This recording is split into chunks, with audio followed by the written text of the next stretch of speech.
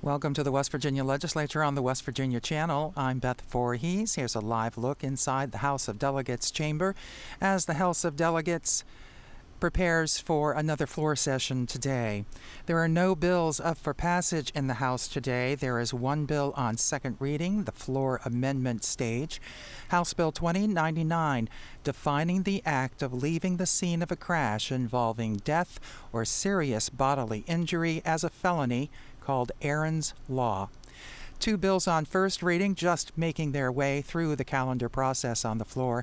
House Bill 2303, increasing civil penalties for littering, and House Bill 2319, relating to candidates or candidate committees for legislative office disclosing contributions. Those bills are before the House today. No bills are up for passage today. We'll wait as House Speaker Tim Armstead gavels in this floor session.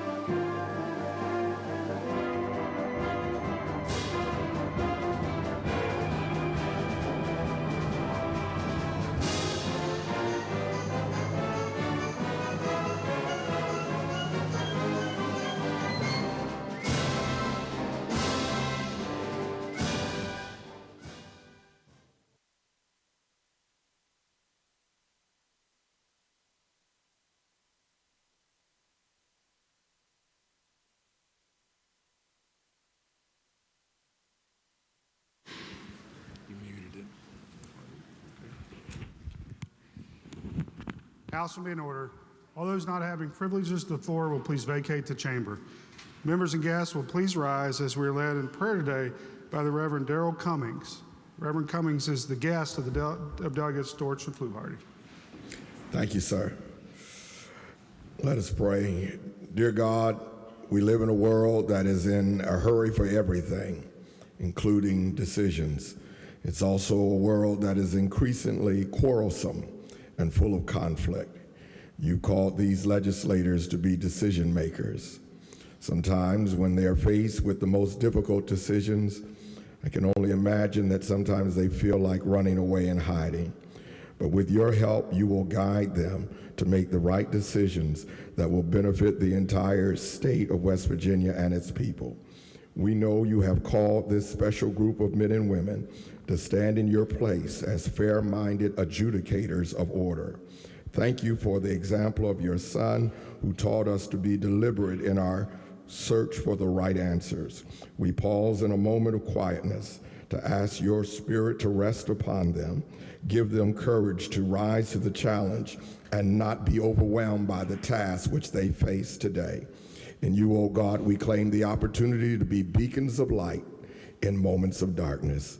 Thank you for hearing our prayer. In your name, amen. Amen.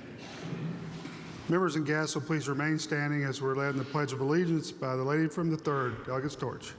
Thank you, Mr. Speaker. I would ask the guests in the gallery to join with the membership as we pledge our flag. I pledge allegiance to the flag of the United States of America and to the republic for which it stands, one nation, under God, indivisible, with liberty and justice for all. Reading of the Journal. Journal of the House of Delegates, Charleston, Wednesday, February 15th, 2017. I recognize the gentleman from the 3rd, Delegate Fluharty. Thank you, Mr. Speaker. I ask unanimous consent that further reading of the journal be dispensed with and that it be approved as having been read. Gentleman from the 3rd asks unanimous consent that further reading of the journal be dispensed with and it be approved as having been read. Is there objection? Chair hears none. Journal will be approved as having been read. Gentleman from the 58th. Thank you, Mr. Speaker. Ladies and gentlemen of the House, today we have a citation presentation recognizing Ashley Smith. Ms. Smith and her parents are with us to accept the citation. Escorting our guests into the chamber are Delegates Thompson and Hicks.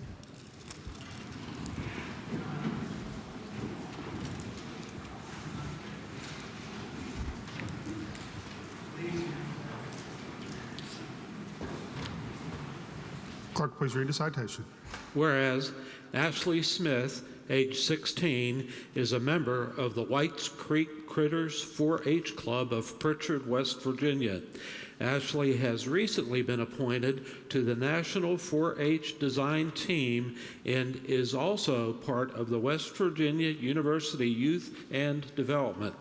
Ashley is one of only 8 students nationally to be appointed to the 2016 National Congress Design Team, and she did help plan the National 4-H Congress.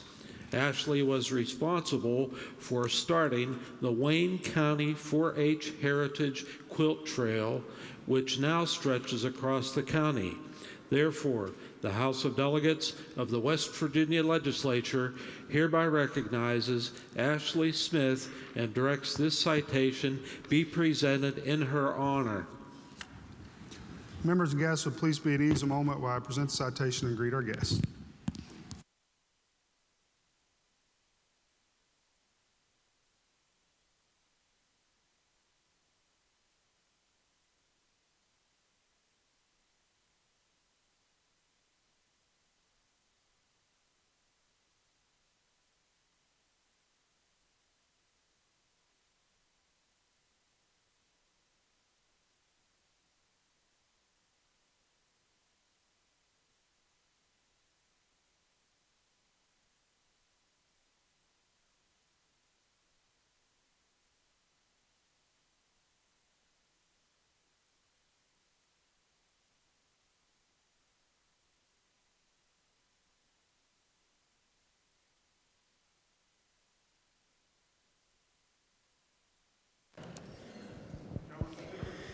Thank you, Mr. Speaker. Ladies and gentlemen of the House, today we have a citation presentation recognizing Homeschool Day. To accept the citation, we have homeschoolers from throughout the state of West Virginia, and they're escorted into the chamber by Delegates Espinoza, Hanshaw, Boggs, O'Neill, Arvon, Bates, and Moy.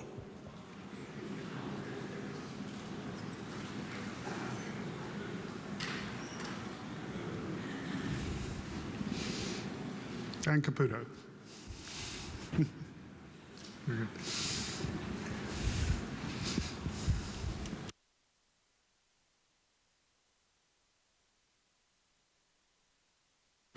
Clerk, please read the citation. Whereas the state of West Virginia is committed to excellence in education and recognizes that parental involvement and individualized attention to educational success are unique and basic components of homeschooling.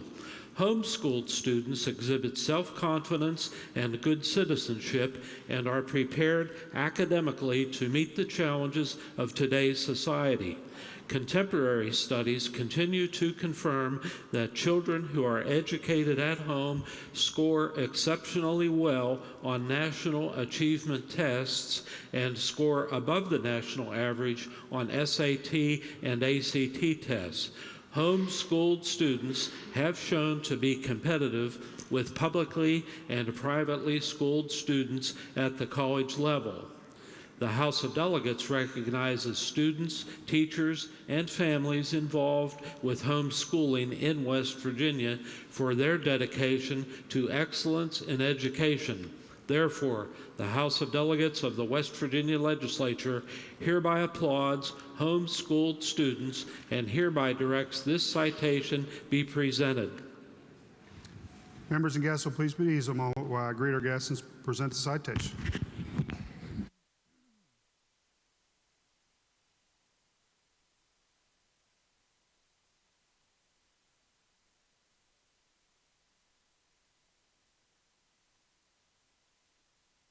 You're tuned to the West Virginia Legislature on the West Virginia Channel. Today we bring you the House floor session live. We are recording the Senate floor session and we'll bring you that once the House floor session has ended.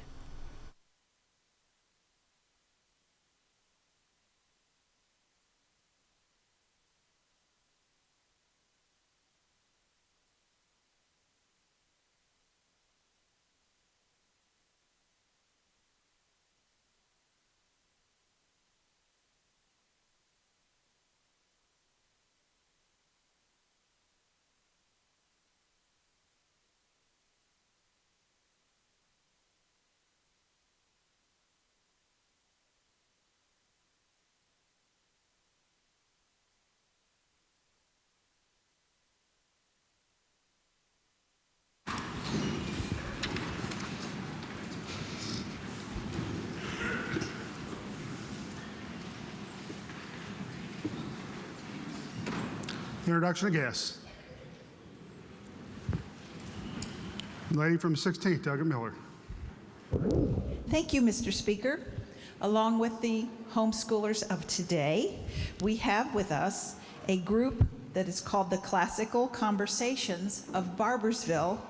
They have over 20 families as their members, and they are educating 51 children. They could take more, but they have a cap on how many they take. If you all would please stand in the balcony and make all these wonderful people welcome.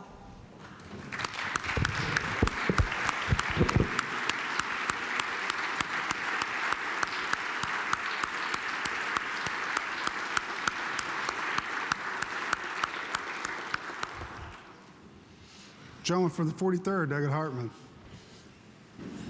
Thank you, Mr. Speaker. In the North Gallery, on behalf of Delegate Eisner and me, we have students from the New Era Christian Academy and their chaperone, Mike White. If they would stand and the House make them welcome.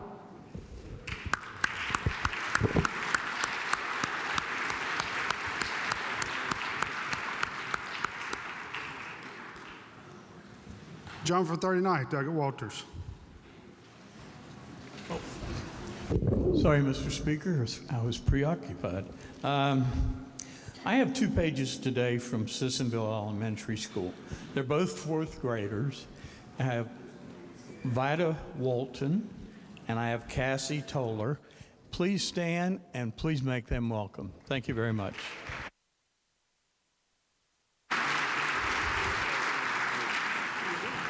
Gentleman from the 28th, Doug O'Neill. Thank you, Mr. Speaker. Well, several of the delegates from Fayette and Raleigh County and I have pages here today. We'd like for the House to recognize Olivia and Sawyer Dennison, if they would stand, and then also their mom, Teresa, who is here as well. And they are homeschooled and guests of myself and the delegates from Fayette and Raleigh County, so if the House would make them welcome.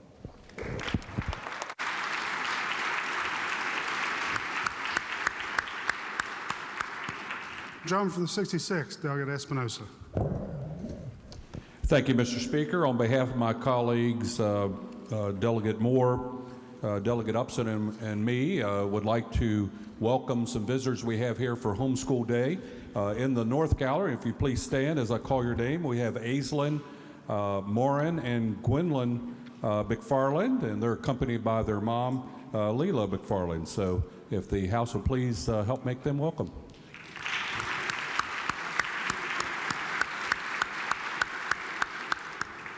Lady from the 3rd, Doggett Storch. Thank you, Mr. Speaker. Delegate Fluharty and I are honored to have Shelley Craik here with us today. She is a member of the West Virginia Association of Realtors 2017 leadership class. So I'd ask her to stand and the House please make her welcome.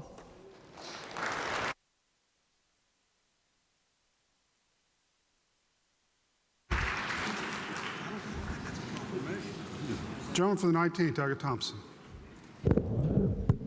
Thank you, Mr. Speaker. On behalf of myself and Delegate Hicks, we have several guests here from Wayne County today. We have pages Ashley Smith, Chase Smith, Zane Smith, Audrey Spry, Brenna Barnett, and their chaperones Tim Smith, Amy Smith, Kathy Smith, Stella Smith, and Julie Tritz. I ask this body to make them welcome.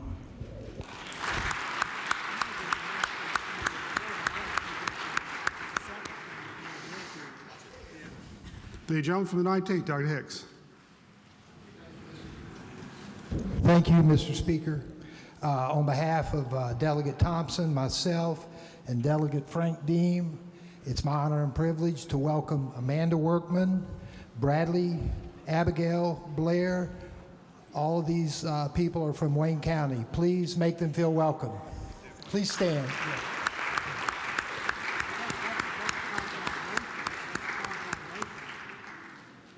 John from 36, Delegate Rowe. Thank you, Mr. Speaker. The delegates of Kanawha today have a group of folks from the Kanawha Valley Village people. It's a new, they're in the South Gallery, and if they'd stand, it's a new model of senior living to allow people to age in place, and they're here, and I would ask the members to welcome them, and we appreciate their coming.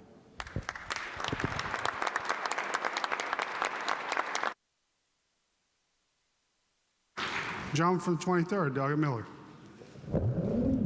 Thank you, Mr. Speaker. I wanted to take a moment to recognize and welcome Joseph Buckner, a 9-year-old from Boone County, who is in the South Gallery with his mom, Tanya Buckner, and we'd like to ask that the House make them feel welcome.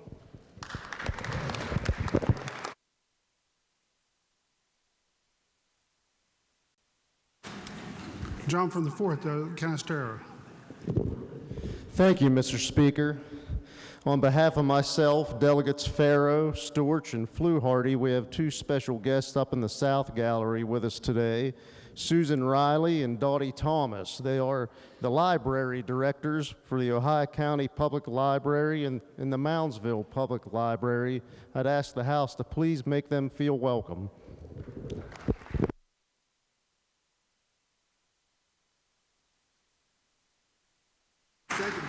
Gentleman from the 29th, Doug Moy. Thank you, Mr. Speaker.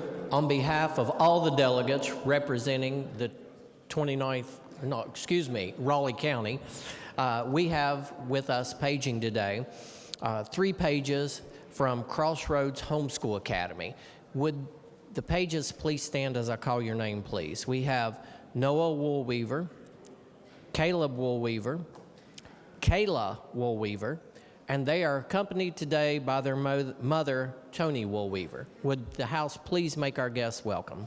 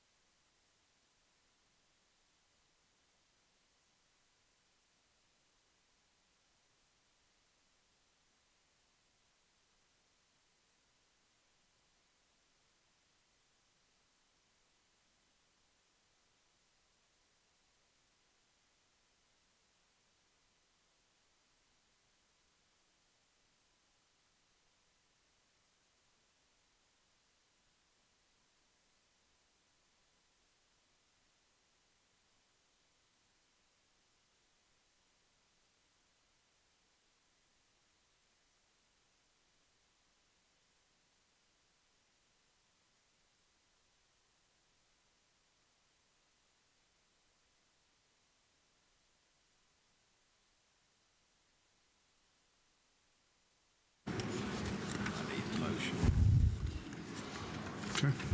Reports of standing committees. Your Committee on Education has had under consideration House Bill 2123, making the West Virginia Schools for the Deaf and Blind eligible to participate in any and all funding administered or distributed by the West Virginia School Building Authority. Reports the same back with the recommendation that it do pass, that it be referred to the Committee on Finance. Report be received and the bill be referred to the Committee on Finance. Your Committee on Judiciary has had under consideration House Bill 2379, providing a special method for evaluation of certain wireless technology property for property taxes. Reports the same back with amendment with the recommendation that it do pass, that it be referred to the Committee on Finance.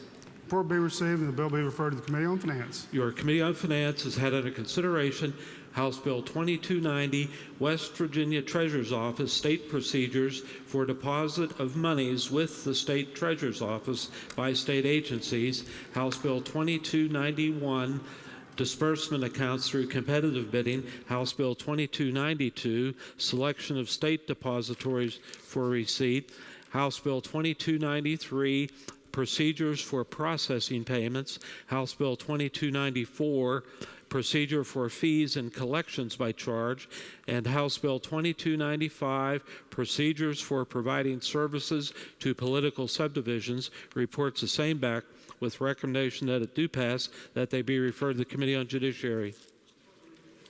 Report be received and each bill be referred to the Committee on the Judiciary.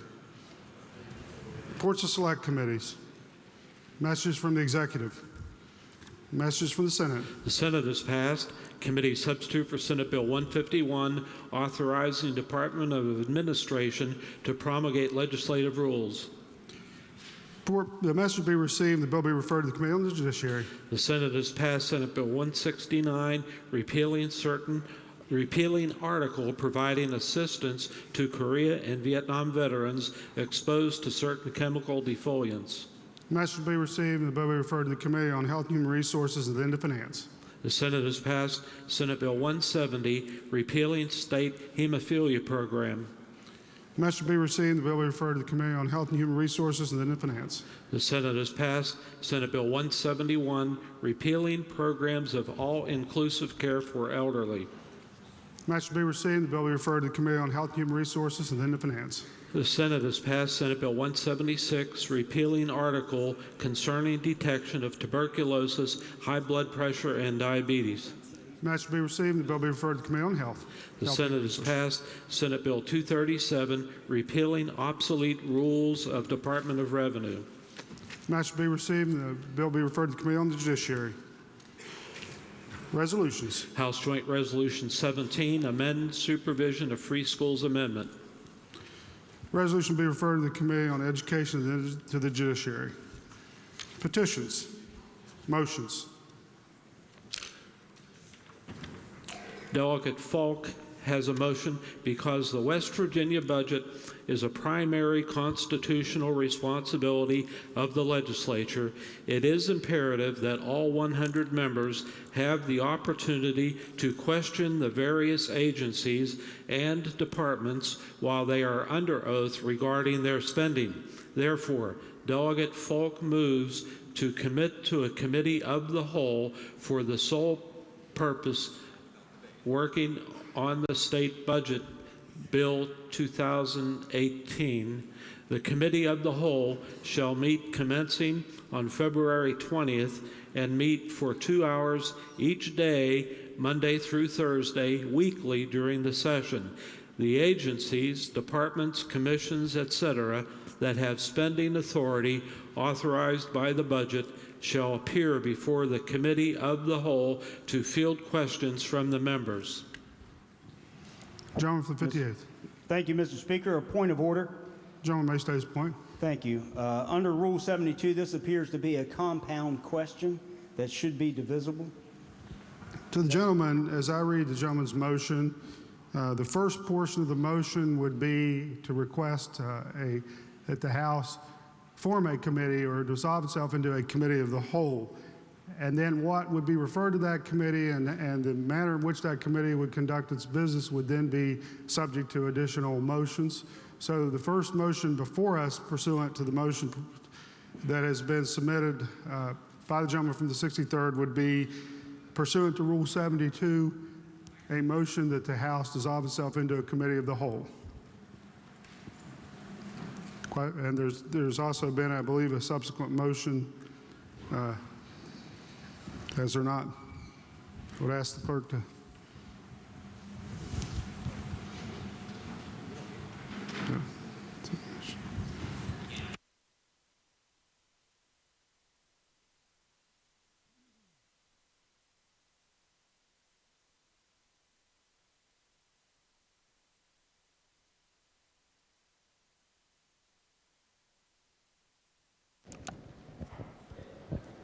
Okay. The gentleman's motion to dissolve into a committee of the whole is not debatable. Therefore, there has been a subsequent motion to call the question, but the motion is not debatable pursuant to our rules. Therefore, the question before the House is a motion that the House dissolve itself into a committee of the whole. All those in favor will say aye. Roll call has been demanded. Is the demand sustained? Demand is not sustained. Okay. Demand is not sustained. The question for the House is the motion that the House dissolve itself to a committee of the whole. All those in favor will say aye. Those opposed, no. Noes appear to have it. Noes do have it. Declare the motion rejected. Further motions.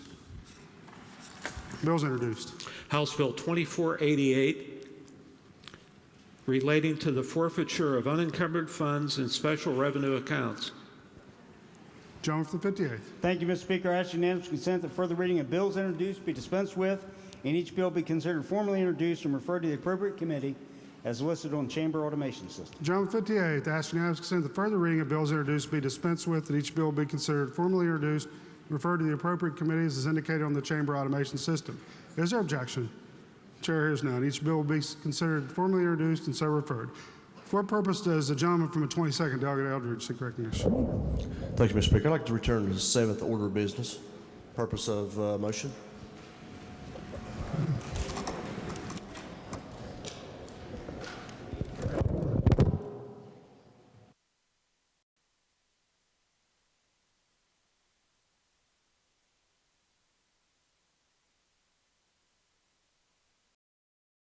At all budget hearings and any budget matters coming before the Senate Finance or the House Finance Committee would actually become through the House of Delegates seated as a committee.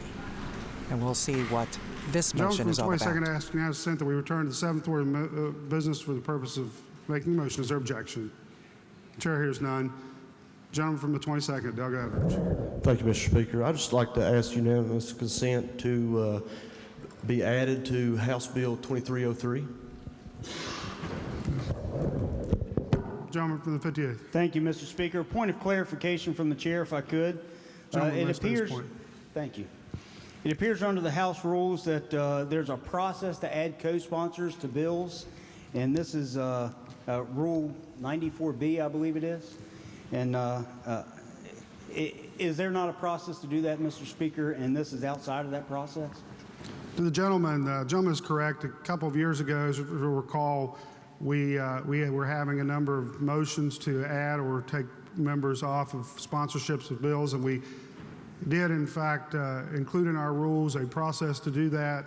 That process takes place prior to a bill being reported from the committee, or at least at the day that the bill is reported from the committee. It has to be done that day or earlier. And this bill has already been reported to the committee. It is within the purview of the House to suspend that rule, should it wish to do so, but I think the purpose of the rule was to avoid having to do that. This bill is past the period of time in which that process can be followed, so the gentleman may make a unanimous consent request, and if there is not objection, we could proceed with that. And I assume that we will, maybe early in the session do so unless someone makes that objection, but would ask that members please review the bills as they're introduced and as they come out of the House committees, that on the day that they're reported from a committee, you can still make that request, but after that, it would require a motion on the floor or a request for unanimous consent. And I believe the gentleman asked unanimous consent. Is there objection? Chair hears none. The gentleman may be added as a sponsor. Gentleman from the 23rd, Delegate Miller. Thank you, Mr. Speaker. I would like to make the same request for unanimous consent to be added to 2303 and lesson learned. Okay. Is there objection? Chair hears none. Gentleman may be added as a sponsor. Gentleman from the 42nd, Delegate Baldwin. Thank you, Mr. Speaker. Also, with my apologies, I would ask unanimous consent to be added as a co-sponsor to House Bill 2319. Thank you. Is there objection? Chair hears none. Gentleman may be added as a co-sponsor. Unfinished business. Bills on third reading. Bills on second reading. Committee substitute for House Bill 2099, defining the act of leaving the scene of a crash involving death or serious bodily injury as a felony. Aaron's Law. Are there amendments? Delegate Schott moves to amend the bill. The gentleman from the 27th, Delegate Schott, asks unanimous consent to explain the amendment in lieu of having it read. Is there objection? Chair hears none. Gentleman from the 27th. Thank you, Mr. Speaker. First, let me say that this is a strike and insert amendment. And for those of you who are new to the chamber, a strike and insert amendment essentially replaces the bill that came out of committee. And in this case, I'll explain to you what the law is and the committee substitute and then get to the strike and insert. But we basically are replacing the bill by the adoption of this strike and insert amendment. Current law provides that if someone is injured and the person in a crash and a driver leaves the scene of the crash, the driver can only be found guilty of a misdemeanor unless there's a fatality. Someone dies as a result of the crash. The original bill that was submitted to our committee added a distinction between an injury and a serious bodily injury, and an elevated crime, an enhanced penalty, when it's involving a serious bodily injury. That would require a finding of a felony conviction, in addition to the felony conviction that's available if there's a fatality in that. When the committee took this bill up, a section was added to the bill that dealt with a situation where you leave the scene of a crash, but there's no injury. And that was significantly debated in our committee, and probably more than half the time we dealt with this bill dealt with that issue and how to define a crash where, for instance, you ran into somebody's mailbox and then left the scene. And there was some concern about the inclusion of that section. Subsequently, staff discovered that type of situation is covered in another statute, and there was really no reason to add that section to the code, to the bill as it was originally presented to us. So one thing that the strike and insert does is remove that section because of the overlap. The other problem that caused by the inclusion of that section in the bill is current law provides that upon a conviction of a violation of this law, your license is automatically suspended for a period of a year. So by adding the crash involving no injury to this bill, it would then require a suspension of the license. So for instance, the situation where you hit the mailbox and no damage is done to your car and you leave the scene, technically you violated the law and you'd lose your license for a year. So that creates some problems. And finally, it was brought to our attention after this bill came out of committee that we hadn't addressed the situation of a pregnancy-related injury or death. There are situations in which the person that's carrying the child, the woman that's carrying the child, may not have a serious bodily injury, but the fetus would be injured or perhaps killed. So the strike and insert amendment seeks to add to the definition of serious bodily injury those situations that might involve injury or death to the unborn child. So basically, that's the nature of the strike and insert. The reason we felt, the committee staff and leadership in the committee felt the strike and insert would be a better bill for you to consider on third reading. And so we have proposed this strike and insert amendment. Those are the only significant changes to the bill as it came out of the committee. It was a committee substitute. Those three changes are the essence of the strike and insert. And so, Mr. Speaker, I would urge adoption of the strike and insert amendment. Are there other members desiring to speak to the adoption of the amendment? Gentleman from the first, Doug McGeehan. Thank you, Mr. Speaker. I don't have really too many long remarks. I just wanted to extend a big thanks to the Judiciary Committee and the chair for taking the time to prioritize this bill. It means a lot to several of my constituents back home, and very grateful that they went through meticulously and made sure that the proper code was updated without any undue unintended consequences to that update. So thank you very much. Further members desiring to speak to the adoption of the amendment? Not the question for the House is the adoption of the amendment. All those in favor will say aye. Those opposed, no. The ayes appear to have it. The ayes do have it. Declare the amendment adopted. Are there further amendments? Not the bill be engrossed and advanced to third reading. Further bills on second reading.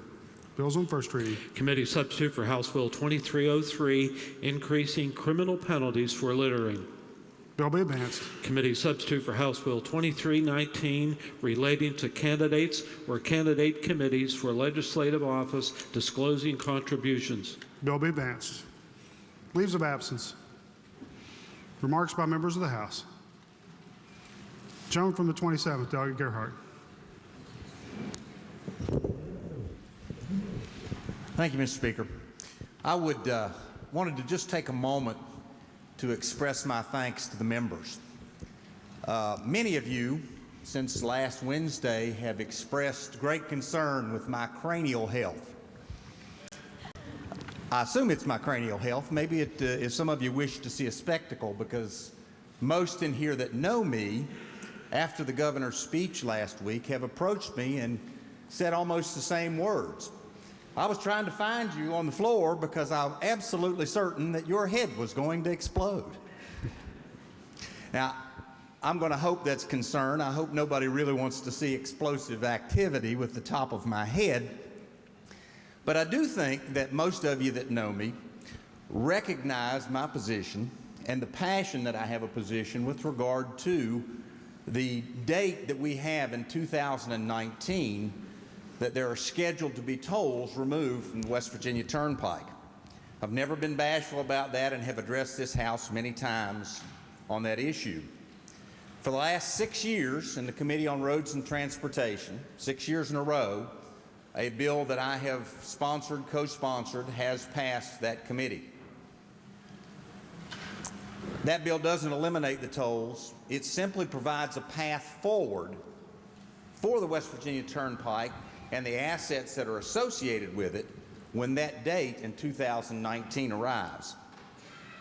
Only a few years back, this House, the full House, considered that bill, and on a vote of 97-1, that bill passed this House. Currently, there are 43 members of this House that voted in the affirmative on that bill. As a side note, there are 3 current members of the Senate that were in the House that voted in the affirmative on that bill, and 1 member of the governor's staff that voted affirmative on that bill. I don't want to belabor the many points, and I certainly don't wish to debate all of the issues with regard to the West Virginia Turnpike today in these brief remarks, but I do want to bring 2 points up from the governor's speech that have to do with highways and tolls. The first was his plan to increase tolls and to add tolls across the state in conjunction with our thoughts about expanding our tourism industry. And I want most of you all, or those of you that think logically, to put your logical hat on and to say how effective you think it might be to spend millions of dollars on advertising to entice people from out of state to come here to enjoy the many things that we have to offer, while at the state line presenting them with an invoice simply to enter the state and to drive on the highway. The second thing I want to bring to you is maybe closer and more dear to my heart. And I have in my hand a piece of legislation. This piece of legislation was enacted in 1947. It was a bill sponsored by Frank Knight from South Charleston, and it enacted the Turnpike Commission at that time. It is the bill that gave us, if you will, the West Virginia Turnpike. That bill was enacted and worked very hard, and by 1954 we had a highway coming from southern West Virginia to the capital. And as part of that bill, on page 18, there's a section that I refer to as cessation of tolls, the original, contemplated then. And it indicates in that bill, if I can find it here, that all bonds issued under the provisions of this act in connection with that shall have been paid shall be once they are paid into the repair and satisfaction of the State Road Commissioner, shall become part of the State Road System and shall thereafter be maintained by the State Road Commission free of toll. The tolls started in 1954. They were set up on a 30-year bond. Now, you all can do the math and have an idea when those bonds were to be paid and when that highway was to be free of toll. The state of West Virginia made a promise to the people of West Virginia that if we built this highway without having to go to state general revenue funds, without having to take down federal funds, without having to do all the other things, the people that used that highway paid for that highway when it was paid for, that it would be free of tolls and be part of the state highway system. That promise, according to the governor, would in fact once again be broken if he has his way. Now, I want you all to know I've listened to the governor, and I like his folksy way of presenting things, and I'm a Southerner, and I like to get along.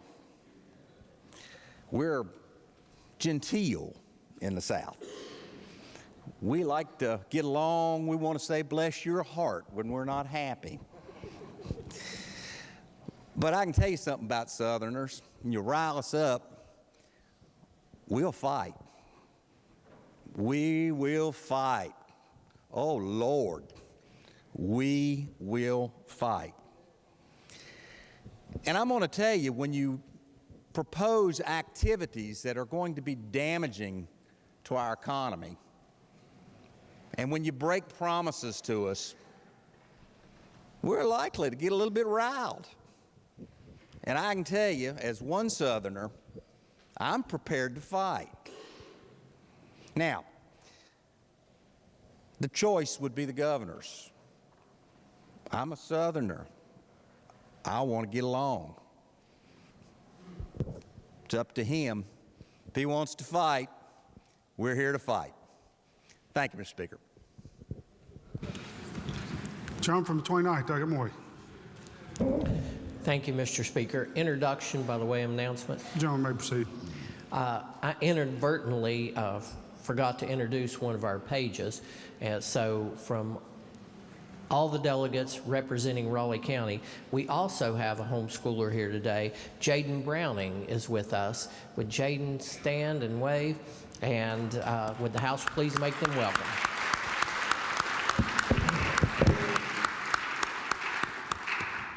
Gentleman from the 30th, Doug Bates. Thank you, Mr. Speaker. It's good to be with you on the 9th day. And to my friend in the back, I'm also from the South. The deep, deep South. And we don't mind a fight either. So,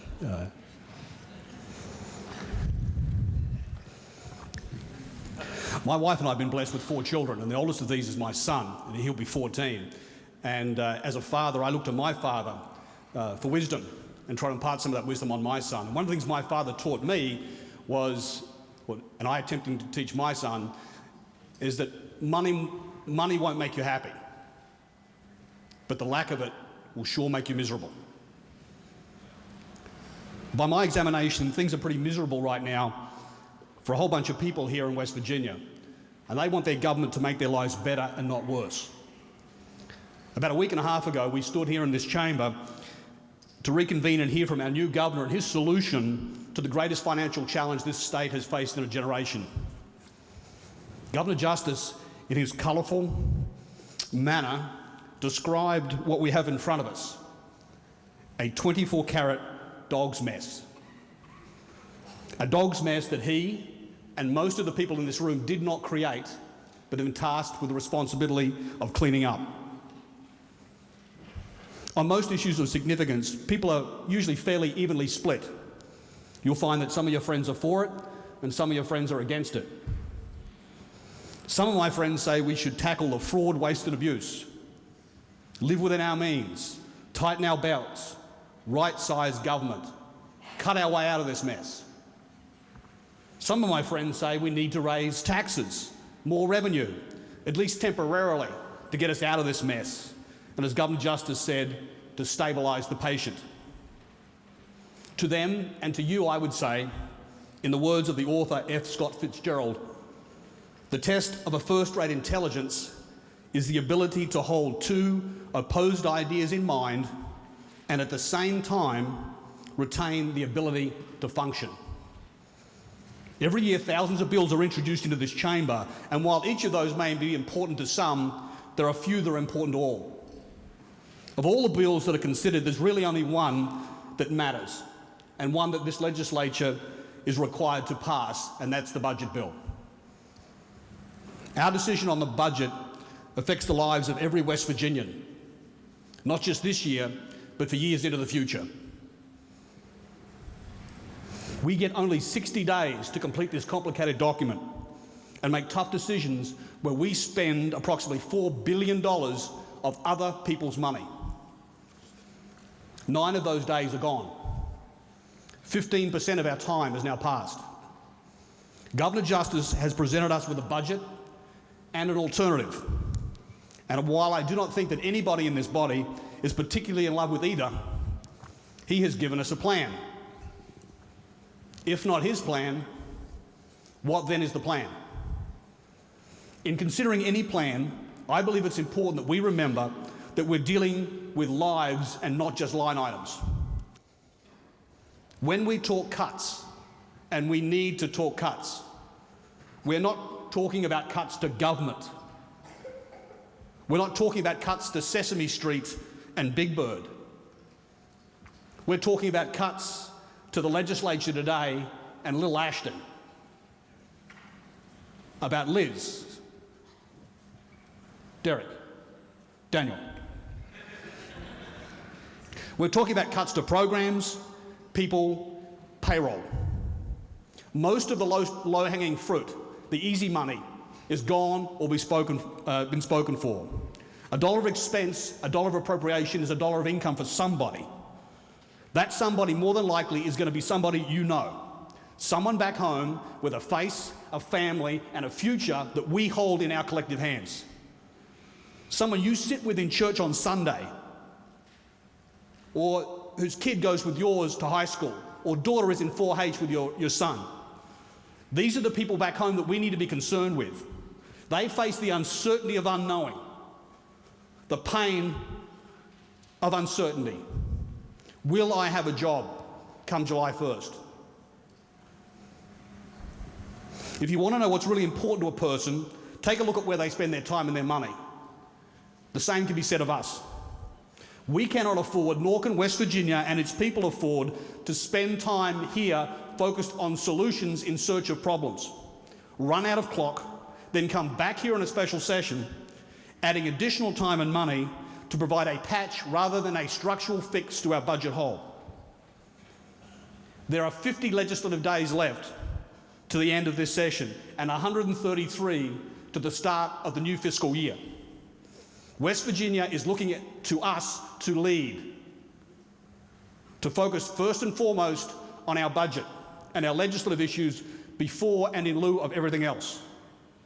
That should be our priority, and it should be the focus of this legislature. Mr. Speaker, I thank you for ensuring that it is. In closing, I'd like to paraphrase a line from the governor's speech. If we get caught by a Frankenstein budget, we deserve to die. Thank you, Mr. Speaker. Further remarks by members. Gentleman from the 12th, Delegate Westphal. Thank you, Mr. Speaker. Without objection, I ask remarks from the delegate from the 27th be printed in the appendix of the journal. Without objection, remarks will be printed in the appendix of the journal. Gentleman from the 60th, Delegate Wilson. Thank you, Mr. Speaker. Esteemed colleagues, I rise today in defense of civility and of liberty. As for me, I would live in peace with all men, be they friend, stranger, or adversary, as far as it is within my power, as long as they pose no threat to that which I am sworn to defend, my family, my neighbors, our Constitution. Yesterday, a gentleman came before this body and issued demands and backed those demands with threats. Some might consider the gentleman in his role as governor to have cause and the right to issue demands and to back them with threats, to be the boss of this body. According to the charter of this government, the Constitution, he is not. He is even less the boss of the mountaineers we were hired to represent. We were hired to defend the rights of our employers, some call them constituents, to defend those rights against aggression and against subversion. Among the rights we are called upon to defend is the right to private property, the right of our employers to determine for themselves the distribution of the fruits of their labor. I would live at peace with all men as far as I'm able. Either way, have courage, my friends. The time has come to advance the cause of liberty. Thank you for your kind attention. Thank you, Mr. Speaker. John from the 50th, Doug Caputo. Thank you, Mr. Speaker. I ask unanimous consent that the remarks by my friend, the gentleman from the 30th, be printed in the appendix of the journal. Without objection, remarks will be printed in the appendix of the journal. John from the 22nd, Doug Maynard. Yes, I ask that, Mr. Speaker, I ask that the gentleman from the 60th District be recorded in the apex of the journal. Without objection, the remarks will be reported or be recorded in the appendix of the journal. Further remarks by members. Miscellaneous business. Gentleman from the 58th. Mr. Speaker, subject to announcements, I move the House adjourn until 11 a.m. tomorrow. Are there announcements? Gentleman from the 64th, Doug Householder. Thank you, Mr. Speaker. The Committee on Finance will meet tomorrow morning at 9 a.m. for the Department of Education budget hearing. Also, the Republican members of House Finance will caucus tomorrow morning at 8:45 a.m. in the chairman's office. Thank you. John from the 33rd, Doug Hanshaw. Thank you, Mr. Speaker. Committee on Judiciary will meet tomorrow morning at 9 a.m. upstairs in the committee room. The agenda will be posted. Lady from 49th, Doug Summers. Thank you, Mr. Speaker. Your Committee on Health and Human Resources will meet today at 2 o'clock in room 215. The agenda is posted. The Republican members will caucus at 1 p.m. in the chairman's office. John from the 8th, Doug Anderson. Thank you, Mr. Speaker. The Energy Committee will meet at 2 p.m. this afternoon in House Judiciary. We will be running a series of rules bills. Thank you. Lady from the 32nd, Delegate Kessinger. Thank you, Mr. Speaker. Your Committee on Prevention and Treatment of Substance Abuse will meet today at 3:30 in the Government Organization Committee Room. The agenda is posted. John from the 15th, Doug Foster. I just wanted to announce that the West Virginia Association of Builders and Contractors will have food available in the GovOrg room immediately after session. So, thank you. John from the 17th, Doug Rohrbach. Thank you, Mr. Speaker. Your Committee on Senior Citizens Issues will meet at 1 o'clock today in the Government Organization Conference, or the committee room. Thank you. Lady from the 16th, Doug Miller. Thank you, Mr. Speaker. Tomorrow morning at 8 o'clock in the Finance Room, there will be a tutorial of the budget for the entire freshman class. That's 8 a.m. Finance Room, second floor. John for the first, Doug McGeehan. Thank you, Mr. Speaker. Your Government Organization Subcommittee to abolish all regulations and once again establish free markets will meet tomorrow morning at 9 a.m. Friday, February 16th in the GovOrg Committee Room. The agenda is posted. The name of that subcommittee seems to be changing as we go along. Lady from the 51st, Doug Fleischauer. Thank you, Mr. Speaker. Your Democratic members of the Committee on the Judiciary will meet at 3:30 in room 151A. Lady from the 50th, Doug Longstreth. Thank you, Mr. Speaker. The Democrat members of the Health Committee will have a caucus at 1:30 in room 151 today downstairs. Thank you. Gentleman from the 5th, Doug Pethel. Thank you, Mr. Speaker. The Democratic Legislative Council will meet in room 252. It's the Lewis McManus room upon adjournment, and all Democrat members are welcome. Gentleman from 28, Doug O'Neill. Thank you, Mr. Speaker. Republican members will caucus in the chamber immediately following session. Further announcements. not requested before the House is a motion by the gentleman from the 58th that the House stand adjourned until 11 a.m. tomorrow. All those in favor will say aye. Those opposed, no. The ayes appear to have it. The ayes do have it. Declare the House adjourned until 11 a.m. tomorrow. You've been watching the House of Delegates live from the House of Delegates chamber at the state capitol in Charleston. A reminder that audio of all announced committee meetings is available on the legislature's website. Just click on audio streaming. Caucus meetings, however, are not open. One bill before the Senate on third reading, Senate Bill 174, exempting transportation of household goods from jurisdiction of the Public Service Commission. We've recorded today's Senate floor session, so here's what the Senate did while the House was in session.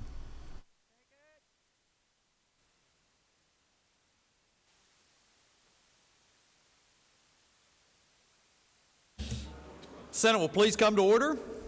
All those not having privilege of the floor will please vacate the chamber. And with those on the floor and our guests in the gallery, please rise as we are led in prayer today by Pastor Chad Cowan of the Pastor of Care Ministries Bible Center Church, Charleston, West Virginia.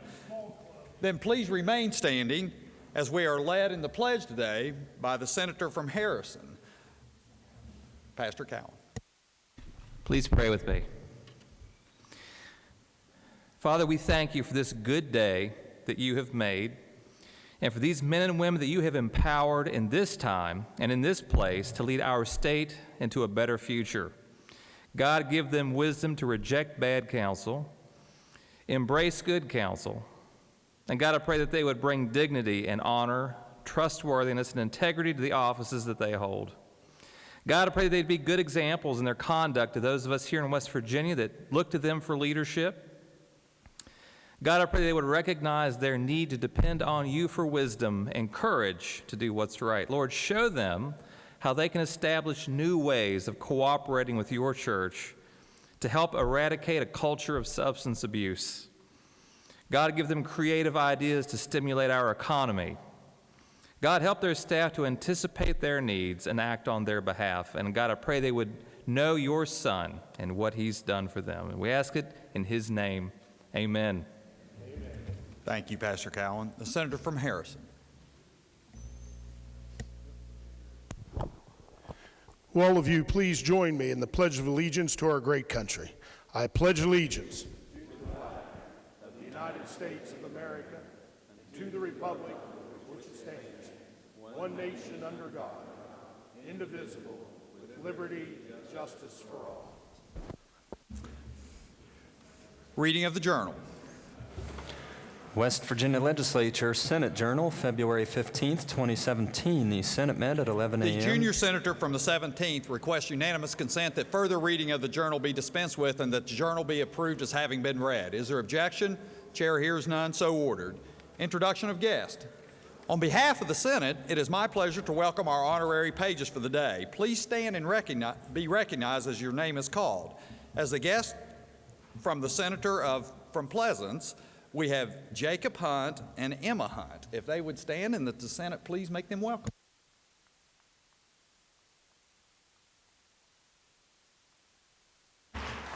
Further introductions, the gentleman from Ohio. Thank you, Mr. President. On your behalf and on behalf of our finance chairman, we have with us today the parents of Peyton and Alex, who are pages from Jackson County. We have in the audience Amanda and Chris Burby. If they would stand, the Senate, please make them welcome.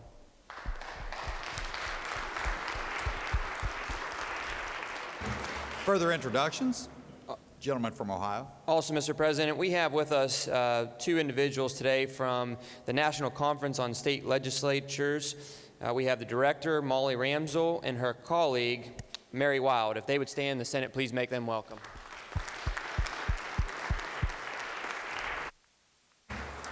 Further introductions? Further introductions. The gentleman from Marshall. Thank you, Mr. President. In the North Gallery, we have Jamie, Bonnie, and Jordan Hinthorn from Tyler County. They're here for Homeschool Day.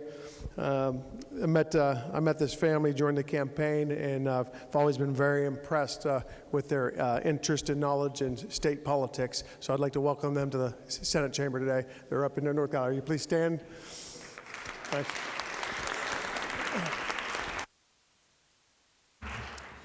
Further introductions, the lady from Pleasants. Thank you, Mr. President. We have the mother of Emma and Jacob, our pages, Mary Ellen Hunt. Would she stand and be recognized?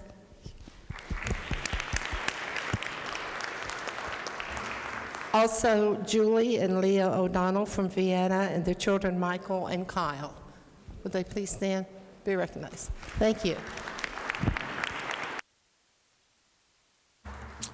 Further introductions, the gentleman from Nicholas County. Thank you, Mr. President. Sitting in our South Gallery is one of my Awana kids that I get to see every Wednesday night when I'm back in Summersville when we're not in session. Riley and her mother Stephanie, if they would stand and please, Senate, make them feel welcome.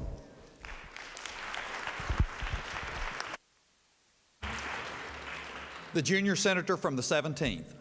Thank you, Mr. President. In my gallery to the right, I have the pleasure of introducing a friend and now constituent, Amber Perry, and she is here on homeschool day with her, 4 of her 5 children, Elizabeth, Zeph, Sarah, and Sam. If you would stand and let the Senate welcome you.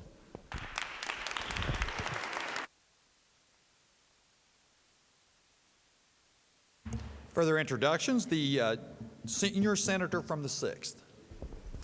Thank you, Mr. President. On behalf of myself and the senator from Mercer, we have visitors from our district in southern Wayne County here representing homeschools.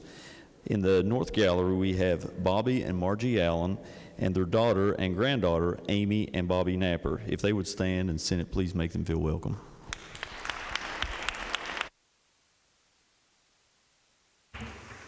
Further introductions? Further introductions. Communications from the House. The Clerk of the House announced the passage by that body of engrossed committee substitute for House Bill 2006, increasing the penalties for violating the whistleblower law. Message will be received and referred to the Committee on the Judiciary. Further messages from the House? No, sir. Communications from the Executive. There are none. Reports from standing committees. Your Committee on Agriculture and Rural Development has had under consideration Senate Bill 25, creating farm-to-food bank tax credit, and reports the same back with the recommendation that it do pass, but under the original double committee reference, first be referred to the Committee on Finance. Respectfully submitted, Dave Seipel, Chair. The report will be received and under the bill's original double committee reference be referred to the Committee on Finance. Your Committee on the Judiciary has had under consideration Senate Bills 132, 133, 134, 135, 136, and 137, DNR rule relating to point system for revocation of hunting repeal, and reports back a committee substitute for same, with the recommendation that the committee substitute do pass. Respectfully submitted, Charles S. Trump IV, Chair. The report will be received. Your Committee on the Judiciary has had under consideration Senate Bill 202, limiting pawnbrokers from purchasing gift cards as pawn, and reports back a committee substitute for same, with the recommendation that the committee substitute do pass. Respectfully submitted, Charles S. Trump IV, Chair. The report will be received. Your Committee on the Workforce has had under consideration Senate Bill 222, providing disqualification for unemployment benefits for individual who left or lost job as a result of strike, and reports back a committee substitute for same, with the recommendation that the committee substitute do pass, but under the original double committee reference, first be referred to the Committee on the Judiciary. Respectfully submitted, Chandler Swope, Chair. The report will be received and under the bill's original double committee reference be referred to the Committee on the Judiciary. Further reports? Your Committee on the Judiciary has had under consideration Senate Bill 249 relating to information required in abstract of judgment, and reports back a committee substitute for same, with the recommendation that the committee substitute do pass. Respectfully submitted, Charles S. Trump IV, Chair. The report will be received. That's all I have. Reports from select committees. There are none. Introduction of bills. Senator from Ohio. Thank you, Mr. President. I request unanimous consent that Senate Bills 329 through Senate Bill 339 be considered and introduced, read by their titles, and referred to the appropriate committees as shown on the chamber automation system. The Senator from Ohio requests unanimous consent that Senate Bill number 329 through Senate Bill number 339 be considered, introduced, read by their titles, and referred to the appropriate committees as shown on the chamber automation system. Is there objection? Chair hears none. So ordered. Resolutions. Senate Concurrent Resolution 16 by Senators Seipolt, Boso, and Maroney urging West Virginia congressional delegation require DHHR renegotiate state Medicaid expansion contracts. Under the rules of the Senate, the resolution will lie over one day. Senate Resolution 14 by Senators Carnes, Plymel, Romano, Gaunch, Seipolt, Blair, Klein, Trump, Swope, Maroney, Smith, Mann, and Rucker, designating February 16, 2017 as West Virginia Homeschool Day. The Senator from Upshur. Thank you, Mr. President. And it's really my honor to be able to stand up and speak to this resolution. The Senator from Upshur requests unanimous consent that the resolution be taken up for immediate consideration and that the committee reference be dispensed with and the resolution be placed upon adoption. Is there objection? Chair hears none. The clerk will read the resolution. Senate Resolution 14 designating Thursday, February 16, 2017 as West Virginia Homeschool Day at the Capitol. The question is on adoption of the resolution. The gentleman from Upshur. Thank you, Mr. President. I sometimes get a little ahead of myself. It's my honor to be able to stand up and speak to this resolution. As I believe all the members of the Senate are aware, I am a homeschooling dad of 8 children, and I think that when we look at our state constitution, one of the things that the state of West Virginia is charged with is providing a thorough and efficient education system for the students, for the children of West Virginia. And I think most people understand that a thorough and efficient education system, whenever it's made compatible with the freedoms that we enjoy in the United States, means that there are many ways to get to that thorough and efficient education. And obviously our public school systems are one track and our private school systems are another track. But as a homeschooling dad, I can say that for many of us, the homeschooling track offers so many opportunities and so many blessings for us and our children to get to spend more time together and to watch them grow and to help be a part of the educational experience for our children. And at the same time, we see, I think broadly, that homeschooling produces such a wonderful result in the end product, and that we are, I think, valuable contributors to that overall goal of providing a thorough and efficient system of education for the children of West Virginia. So as a homeschooling dad, I'm glad to be a part of that, and I'm glad to stand in support of this resolution and the families of West Virginia that dedicate their time and effort to educating their children. Further discussion? If not, the question before the Senate is adoption of the resolution. All those in favor will say aye. Those opposed, no. The ayes appear to have it. The ayes do have it. I declare the resolution adopted. The Senator from Ohio. Thank you, Mr. President. I move the Senate stand in brief recess for the purpose of presenting the resolution. The Senator from Ohio moves that the Senate stand in brief recess for the purpose of presenting the resolution. All those in favor will say aye. Those opposed, no. The ayes appear to have it. The ayes do have it. I declare the motion adopted. The Senate will stand in brief recess to present the resolution.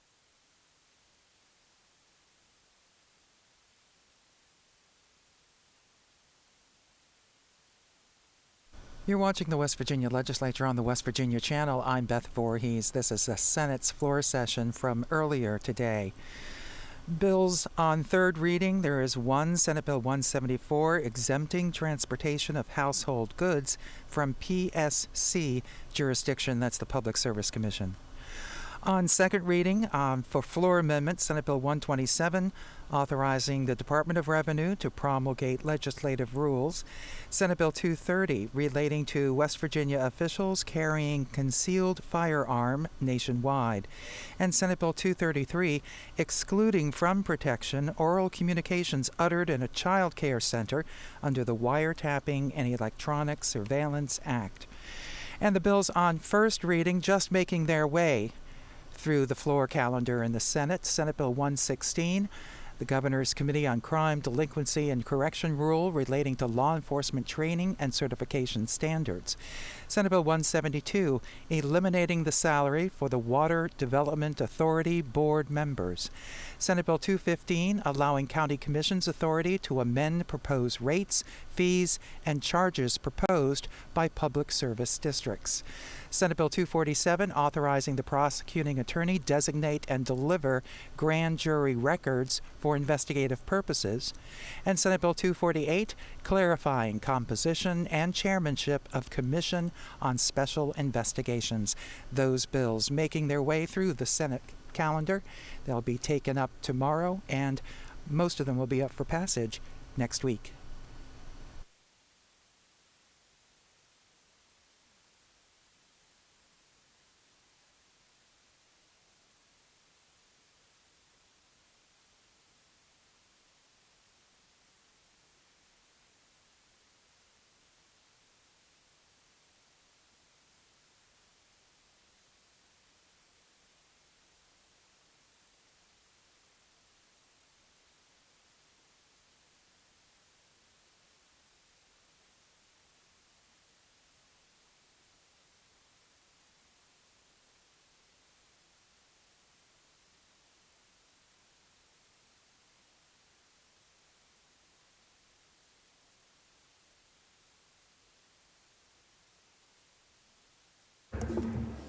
The Senate will come to order. Motions, petitions. There are none. Unfinished business. Senate Concurrent Resolution 13, naming the U.S. Army Corporal James Russell Carter Memorial Road. The resolution will be referred to the Committee on Transportation and Infrastructure. Senate Concurrent Resolution 14, naming the U.S. Army Private Orrin J. Jr. Johnson Memorial Bridge. The resolution will be referred to the Committee on Transportation and Infrastructure. Senate Concurrent Resolution 15, naming the Herbert Herb Linkus Bridge. The resolution will be referred to the Committee on Transportation and Infrastructure. Bills on third reading. Engrossed Senate Bill 174, exempting transportation of household goods from PSC jurisdiction. Third reading of the bill. The question is on passage of the bill. The senator from Ohio. Thank you, Mr. President. I request unanimous consent that the bill lie over one day, retaining its place on the calendar. The senator from Ohio requests unanimous consent that the bill lie over one day, retaining its place on the calendar. Is there objection? Chair hears none, so ordered. Bills on second reading. Committee substitute for Senate Bill 127, authorizing Department of Revenue to promulgate legislative rules. Second reading of the bill. Are there amendments to the bill? No, sir. If not, the bill will be engrossed and advanced to third reading. Committee substitute for Senate Bill 230, relating to West Virginia officials carrying concealed firearm nationwide. Second reading of the bill. Are there amendments to the bill? No, sir. If not, the bill will be engrossed and advanced to third reading. Committee substitute for Senate Bill 233, excluding from protection oral communications uttered in Child Care Center under Wiretapping and Electronic Surveillance Act. Second reading of the bill. Are there amendments to the bill? No, sir. If not, the bill will be engrossed and advanced to third reading. Further bills on second reading? No, sir. Bills on first reading. The senator from Ohio. Thank you, Mr. President. I request unanimous consent that all bills on first reading be considered as having been read a first time and advanced to second reading. The senator from Ohio requests unanimous consent that all bills on first reading be considered as having been read a first time and advanced to second reading. Is there objection? Chair hears none. So ordered. Introduction of guest. Introduction of guests. Remarks by members of the Senate. The gentleman from Cabell. Thank you, Mr. President. In honor of Homeschool Day, I'd like to remind everyone of the story of Hansel and Gretel. They were homeschooled, by the way. You recall that Hansel was wise enough to take that slice of bread and to carry it with him, but to leave the breadcrumbs to find his way back out of the woods, right? So I rise in opposition to Senate Bill 184. And what I ask you to do is to follow the breadcrumbs, or in this case, follow the money. This is the proposed privatization of the Osteopathic School of Medicine in Lewisburg, which has I'm told, a $57 million surplus in its operating account that we're going to give away. I'm also not clear, and I challenge the members to determine how much money is in the development fund that we would give away. Also have a question about what appraisals there are out there of real estate that we're going to give away. And if you look at the bill, there's no provision in the bill that would prevent, once the deed of conveyance goes to the nonprofit, that nonprofit from leveraging all the equity in that real estate, all those beautiful buildings and all those beautiful grounds that the state has bought and paid for and maintained these many years, leveraging that money, going to the bank, borrowing against it. So let's, before we jump on board to privatization, I'd like us to follow the money. Thank you. Thank you. Further remarks? Further remarks? The senior senator from the 15th. Unanimous consent that the gentleman's remarks be printed in the appendix of the journal, please. The senior senator from the 15th requests unanimous consent that the comments by the gentleman from Cabell be printed in the appendix of the journal. Is there objection? Chair hears none, so ordered. Further remarks? Miscellaneous business. The senator from Ohio. Thank you, Mr. President. Subject to announcements, I move that the Senate stand adjourned until 11 a.m. tomorrow. Are there announcements? The senior senator from the 4th. Thank you, Mr. President. We'll have a short meeting this afternoon in Finance Committee, but an important one to kind of structure our organization as we approach the budget this year. So I'd ask the members if they could attend for a while. Thank you very much, and it's at 3 p.m. The senator from Monroe.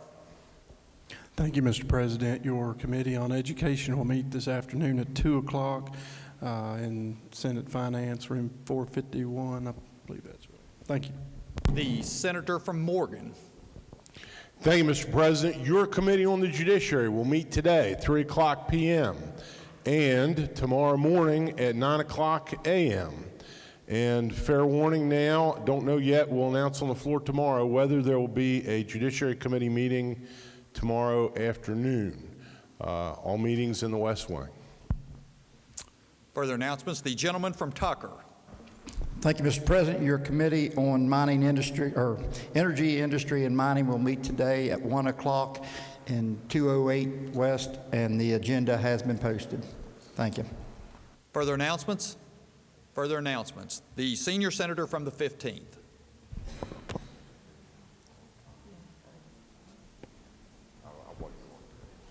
Thank you, Mr. President.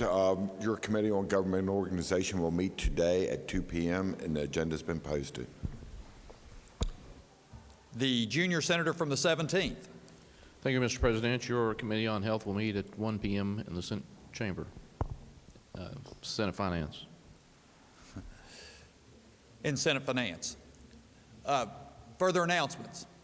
Further announcements. The gentleman from Upshur. Thank you, Mr. President. Your Select Committee on Tax Reform will meet tomorrow, Friday, February 17th at 1 p.m. in the Finance Committee, room 451M. The lady from Pleasants County. Mr. President, your Confirmation Committee will meet tomorrow, February 17th at 9:30 a.m. in Senate Finance, 451M. Further announcements? Further announcements. If not, the question before the Senate is the Senate stand adjourned until tomorrow at 11 a.m. All those in favor will say aye. Those opposed, no. The ayes appear to have it. The ayes do have it. I declare the Senate adjourned. You've been watching the West Virginia Legislature on the West Virginia Channel. This is the Senate floor session from earlier today. All of these announced Senate meetings are available on the Legislature's website. We'll be back tomorrow at 11 o'clock for floor sessions from the House and Senate. Until then, I'm Beth Voorhees for the West Virginia Channel, a service of West Virginia Public Broadcasting.